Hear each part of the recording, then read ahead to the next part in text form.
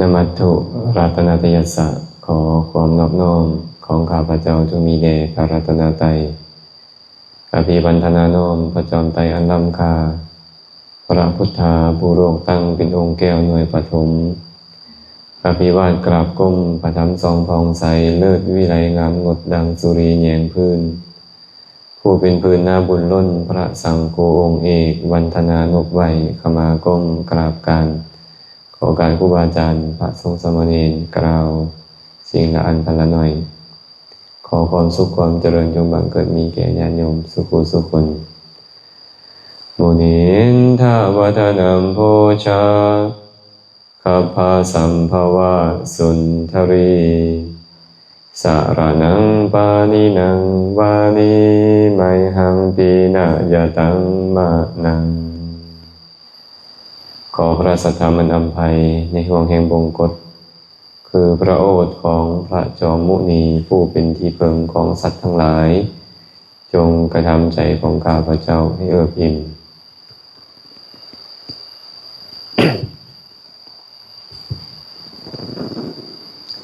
วันนี้ก็วันที่30แล้วจะค่ำแล้วมั้ยนะเดี๋ยวเบิ่งหน้ากันจะค่ำแล้วค่ำซุมื้อปฏิว่าเนาะอีกบ่โดนก็จะเข้าจำพรรษากันปกติแล้วครูบาอาจารย์ก็จะเดินทางตรงนี้ไปภูเขาควายแต่ปีนี้กันยังเงียบๆอยู่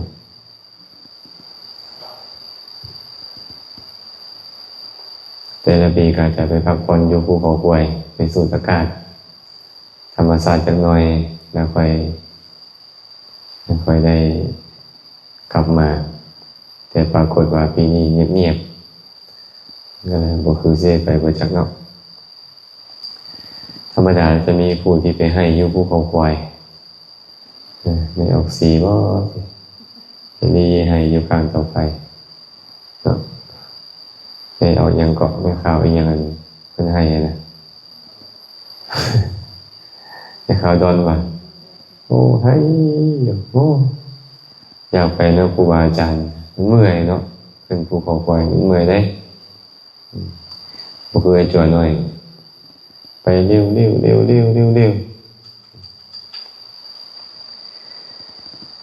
โซนิยามฝนไปใส่มาใส่กันยากเนื่องจากว่ามันเปียกหนทางกันยากขึ้นภูเขาควายนี่ก็ต้องทำใจเด้มันจะมีพวกพายุเข้าปีก่อนพูดอาจารย์ไป4 มื้อบ่ได้ย้ายเต็นท์บ่ได้ออกจากเต็นท์เลยเปียกมืดพายุเข้านอนอยู่จนฟูขึ้นเต้นกันเลยอย่าว่าแต่ยากอย่างอื่นเนาะบางทีแดดก็บ่ออกแดดก็บ่แผดแสงพระจันทร์ก็บ่ส่องแสงเวลายามฝนนี่นะมีพระสูตรสุดหนึ่งมันได้เว้าเรื่องของความอับแสงของพระจันทร์และพระอาทิตย์พระสัมมาสัมพุทธเจ้าตรัสไว้ในคัมภีร์อังคุตตรนิกายจตุกานิบาตในอุปกิเลสสูตรพระองค์บอกว่าภิกษุทั้งหลายพระจันทร์พระอาทิตย์ยอมบ่แผดแสงบ่ส่องแสงบ่สว่างบ่หุ่งเหืองเพราะอุปกิเลสเครื่องเศร้าหมอง4 ประการ4 ประการมีอย่างใด 1. พระจันทร์พระอาทิตย์บ่ส่องแสงบ่สว่างหุ่งเหืองเพราะอุปกิเลสคือเมฆบังนี่แหละเป็นอุปกิเลสเครื่องเศร้าหมองของพระจันทร์และพระอาทิตย์ข้อที่ 1พระอาทิตย์จะมีอำนาจหลายบันไดก็ตามส่องสว่างไปทั่วโลกก็ตามคันเมฆมันขึ้นไปบังแล้วอับแสงเลยแม่นบ่ไม่เอาสิเมฆขึ้นไปบังแล้วก็อับแสงเลยฉะนั้นเมฆนี่แหละจึงเป็นเครื่องเศร้าหมองเป็นอุปกิเลสของ ของพระจันทร์และพระอาทิตย์ตอนที่พวกครูบาอาจารย์เป็นยางจาริกเนาะคันมีเมฆมีหมอกมาเนี่ยโอ้ยยิ้มมันบ่ฮ้อนนะน้ำหนทางกันนะแดดสิบ่แห้งเมื่อใดบ่มีเมฆบ่มีขี้เฟื่อนี่โอ้เริ่มยิ้มบ่ออกแหละฉะนั้นเนาะพระพุทธเจ้าเลยบอกว่าอุปกิเลสแปลว่าเครื่องเศร้าหมองเครื่องเศร้าหมองเครื่องเศร้าหมองของพระจันทร์และพระอาทิตย์ข้อที่หนึ่งก็คือเมฆขี้เฟื่อนี่เองข้อที่สองพระองค์บอกว่าพระจันทร์และพระอาทิตย์ยอมบ่สว่างบ่ส่องแสงบ่สว่างบ่รุ่งเรืองเพราะอุปกิเลสคือหมอกคันผู้ใดเคยไปภูเขาไฟจะรู้เลยไปยามนี้นะบางเทื่อยาง15 เมตรนี่บ่เห็นกันเกิน10 เมตรไปเริ่มบ่เห็นกันแล้วยางอยู่ภูเขาไฟเนี่ยเวลาหมอกมันลงนี่นะหมอกแท้หมอกว่าอีหลีเด้ยางต่อยางติดๆกันสมัยอาจารย์เป็นทหารตอนไปเรียนในสิบทหารขึ้นไปภูเขาไฟไปเอาแมงแคงตัวน้อยๆเต็มบาโลแล้วก็อย่างกลับบางเรื่องลงงูเลยมันไปบ่ถึกเพราะว่าหมอกมันหลายส่งก่อนพูนเขามักเอากล้วยไม้ไปขายอยู่ฝั่งไทยก็ไปต้องเขาอยู่ได้ไปอยากไปม่วนนั่นหรอกขึ้นภูเขาไฟไปแล้วก็ไปซ้อปีนต้นไม้เอากล้วยไม้ไปขายสมัยก่อนไปน้ำผู้ใหญ่กับเจ้านะพอได้กินข้าวปลาแต่ว่าไปมันหลงหมอกมันหลายเลยย่างต้องย่างติดกันไปว่าจำเป็นต้องว่าถึงพระจันทร์และพระอาทิตย์ไม่เห็นดอกเนาะครูบาอาจารย์ที่เคยอาศัยอยู่แถวภูสูงคือกันทางเสียงพวงซ้ำเนื้อนี่นะก่อนจะเห็นพระจันทร์และพระอาทิตย์ได้นี่บางเทื่อเห็น1 ชั่วโมง2 ชั่วโมงก็หมดแล้วพระจันทร์พระอาทิตย์หมอกมันหลายโพดเนาะหมอกจึงชื่อว่าเฮ็ดให้พระจันทร์และพระอาทิตย์เศร้าหมองพระพุทธเจ้าเลยบอกว่าพระจันทร์และพระอาทิตย์บ่ส่องแสงบ่สว่างบ่รุ่งเรืองเพราะอุปกิเลสคือหมอกนี้อีกอย่างหนึ่งพระผู้มีพระเจ้าบอกว่าพระจันทร์และพระอาทิตย์บ่ส่องแสงบ่สว่างบ่รุ่งเรืองเพราะฝุ่นควันนี่แหละเป็นอุปกิเลสของพระจันทร์และพระอาทิตย์เบิ่งในเมืองเนาะบางเทื่อบ่มีดอกอันเมฆหมอกอันนั้นน่ะแต่ขี้ฝุ่นมันกุ้มอยู่ละอองควันมันกุ้มออกจากโรงงานเนี่ยบ่เห็นว่าพระจันทร์และพระอาทิตย์แสงมันบ่สว่างบ่รุ่งเรืองคือมื้อนี้แหละเห็นพระอาทิตย์หรือยังมื้อนี้บ่เห็นเนาะหมอกมันบังอะเนี่ยขี้เฟื่อมันบังแต่อยู่ในเมืองนี่น่ะโรงงานหลายฝุ่นควันมันก็ลอยขึ้นไปแล้วก็บดบังแสงพระอาทิตย์ไปพระองค์เลยบอกนี่แหละเป็นอุปกิเลสข้อที่3ของพระจันทร์และพระอาทิตย์อีกอย่างหนึ่งพระจันทร์และพระอาทิตย์ยอมบ่ส่องแสงบ่สว่างบ่รุ่งเรืองเพราะอุปกิเลสคืออสุรินทราหูอสุรินทราหูนี่แหละเป็นอุปกิเลสอย่างหนึ่งของพระจันทร์และพระอาทิตย์รู้จักอสุรินทราหูป่ะอสุรินทราหูเนี่ยเป็นอสูรตนหนึ่งเป็นลูกน้องของเวปจิตติอสูรเป็นคนขี้อิจฉาเพิ่นนี่นะเป็นอสูรเป็นเทวดาที่ขี้อิจฉาคันพวกใดขี้อิจฉาหมู่กับลูกน้องอสุรินทราหูนะมีอยู่บ่อยู่นี่น่าจะมีอยู่เนาะอสุรินทราหูเนี่ยฝ่ามือของเรานี่ประมาณ300 โยชน์เราบ่อยากให้ฝนตกลงมาถึงพวกเราก็เอามือไปกั้งเอาไว้ฝนก็บ่ตกแล้วก็ไปวางลงมหาสมุทรอสุรินทราหูเลยเนาะพระจันทร์นี่นะกว้าง50 โยชน์แต่ปากอสุรินทราหูกว้างหลายโยชน์พระจันทร์ขอไปพระอาจารย์กว้าง49 โยชน์เส้นผ่าศูนย์กลางนี่นะพระอาทิตย์50 โยชน์ มื้อใดมื้อหนึ่งก็ตามที่อสุรินทราหูเราอิจฉาพระจันทร์อิจฉาพระอาทิตย์คืออิจฉาเทวดาประจำอยู่พระจันทร์พระอาทิตย์เราก็จะไปอมพระจันทร์นั้นแหละไปอมพระอาทิตย์นั้นไปมันก็เลยมีปรากฏการณ์จันทคาตสุริยคาตเกิดขึ้นเราแค่เอาลิ้นไปเลียไปลูบเอาพระจันทร์และพระอาทิตย์นี่ม้วนเข้าไปในปากของเราอมไว้กับพุ่งแก้มของเราก็มืดมิดไปแล้วพระจันทร์พระอาทิตย์บ่ส่องแสงบ่สว่างบ่รุ่งเรืองบางทีนี่ก็เอาค้อนนี่ไปหนีบเอาไว้ตัวของเราใหญ่หลายความใหญ่ของตัวเรา 4,800 โยชน์ใหญ่บ่มีออกสิมันเป็นทวีปหนึ่งเพิ่นบอก 4,800 โยชน์เกือบครึ่งหนึ่งของชมพูทวีปแหละชมพูทวีป10,000 โยชน์เลย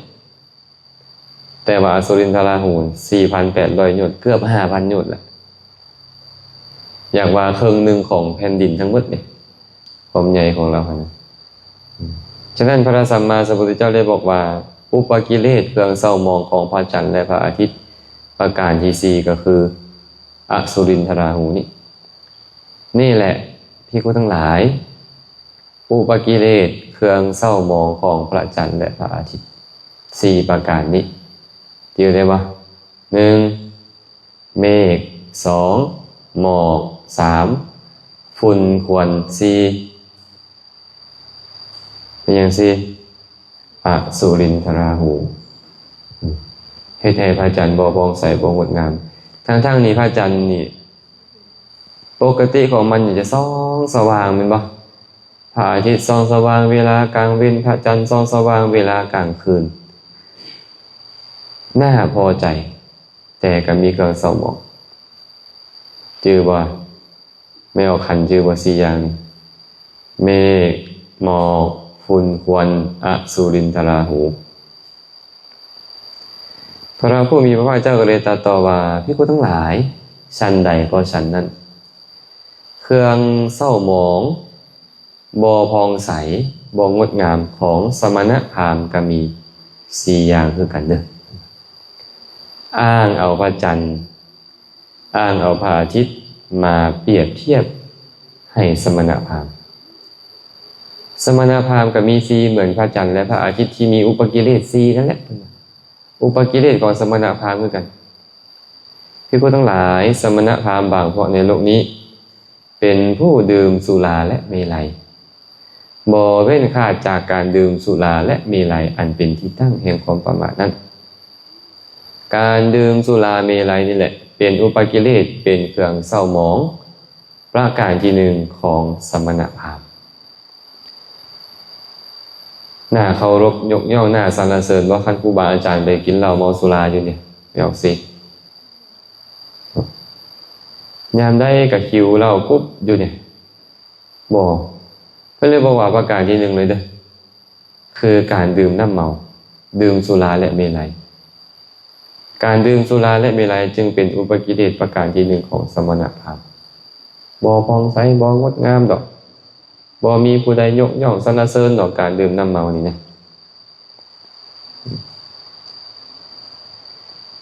พระองค์ตรัสอีกว่าภิกษุทั้งหลายสมณพราหมณ์บางพวกในโลกนี้เสพเมถุนธรรมบ่เว้นขาดจากการเสพเมถุนธรรมอันเป็นธรรมของชาวบ้านนี่แหละเป็นอุปกิเลสเครื่องเฮ็ดให้สมณพราหมณ์ทั้งหลายเศร้าหมองบ่ผ่องใสบ่งดงามประการที่2สมณพราหมณ์เสพเมถุนธรรมน่ายกย่องบ่แม่นออกสิเป็นตาเลี้ยงไว้หลายๆบ่ครูบาอาจารย์เนี่ยบ่เหมาะเนาะไปเสพเมถุนธรรมความเสพสังวาสกับคนอื่นก็อยู่นี่นะมันก็บ่ผ่องใสบ่งดงามการสร้างสมณพราหมณ์ก็เลยต้องเว้นขาดจากการเสพเมถุนธรรมอันเป็นธรรมของชาวบ้านในเวลาเพิ่นเว้าเรื่องของญาติโยมคือกันได้ญาติโยมผู้ที่จะถือศีลรักษาอุโบสถนี่นะเพิ่นก็บอกว่าพระอรหันต์ทั้งหลายเป็นขาดจากการประพฤติสิ่งที่บ่ประเสริฐประพฤติแต่สิ่งที่ประเสริฐเว้นขาดจากการ ประพฤติบ่ประเสริฐคือการเสพเมถุนธรรมอันเป็นธรรมของชาวบ้านตลอดชีวิตแม่เฮาก็จะประพฤติในสิกขาบทนี้ตลอดมื้อหนึ่งคืนหนึ่งนี้สิกขาบทนั่นเป็นอันเขาได้สมทานถือเอาแล้วได้ดำเนินตามพระอรหันต์ทั้งหลายพร้อมเวลาเขาสมทานสิ่งเขามักอ้างพระอรหันต์มาพระอรหันต์นี้เพิ่นบ่เสพเมถุนธรรมตลอดชีวิตแหละค่อยก็จะเป็นสาวกของเพิ่นเดินตามเพิ่นสมทานตามเพิ่นกำลังในการรักษาศีลอุโบสถมันก็มีขึ้น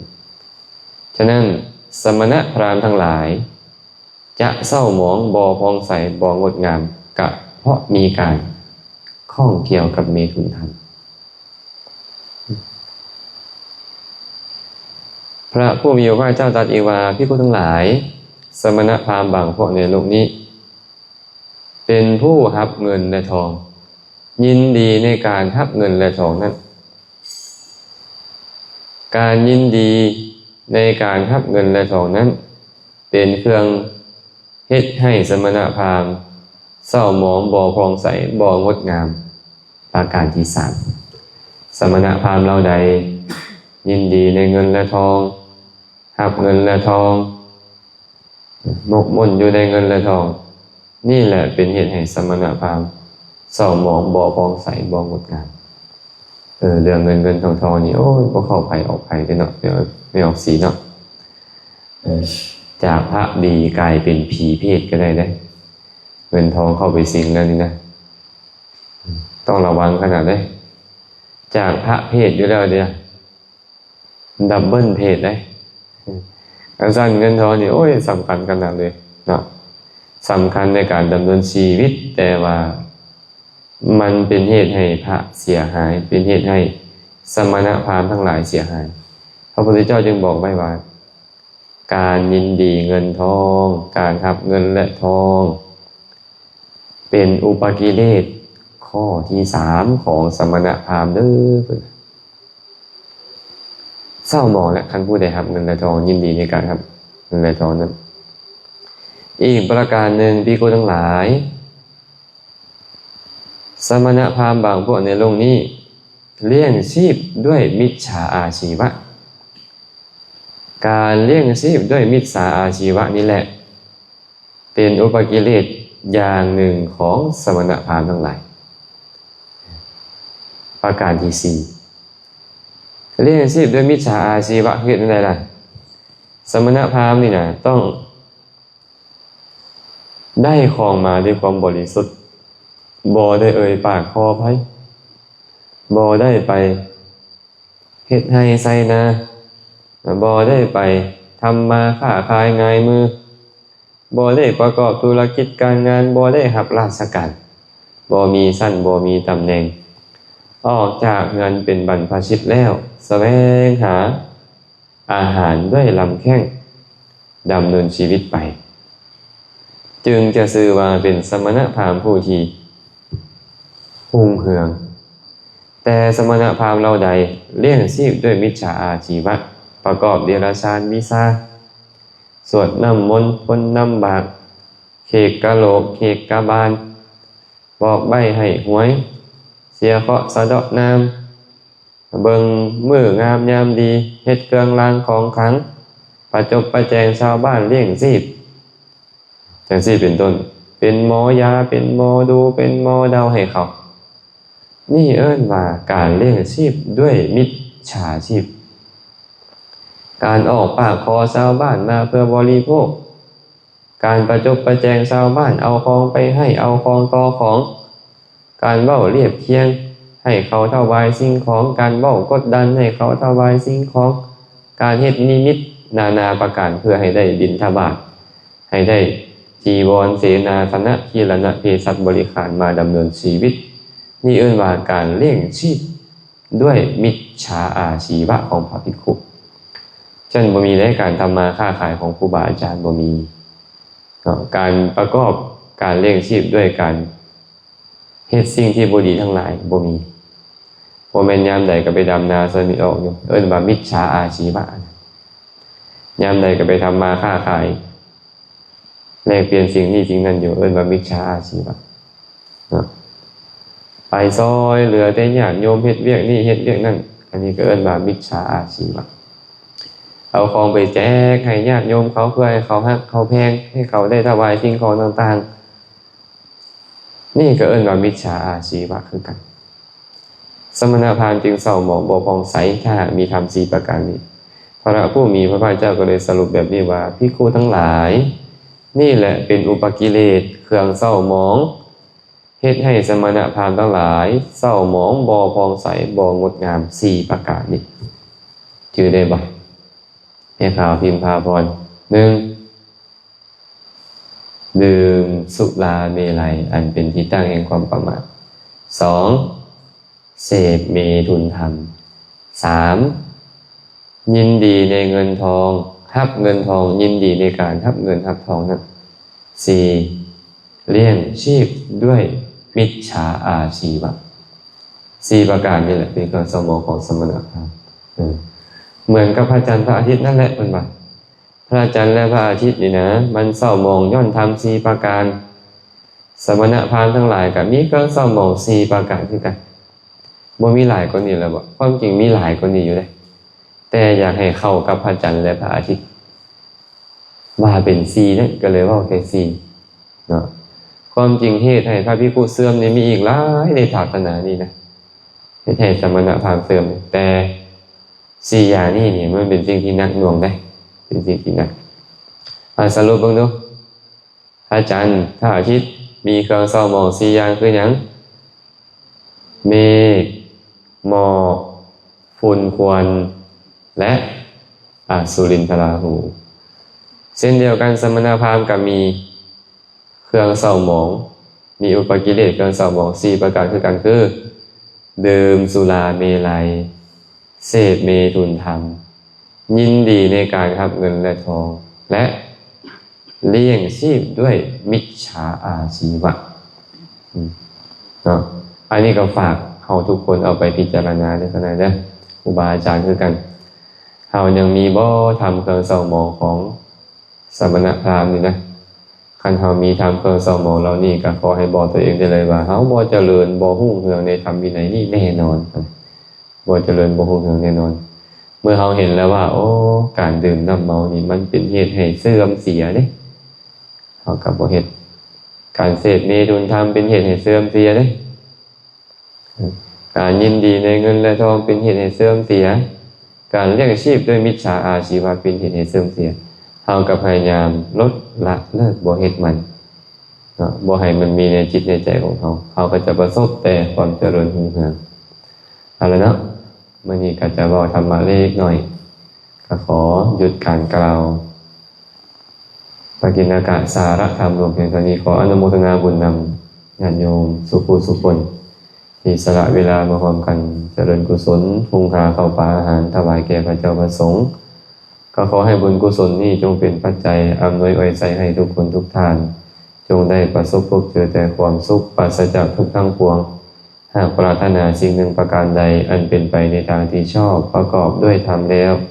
ก็ขอให้ความปรารถนาของทุกคนทุกท่านจงสำเร็จโดยทั่วกันทุกท่านทุกคนเทอ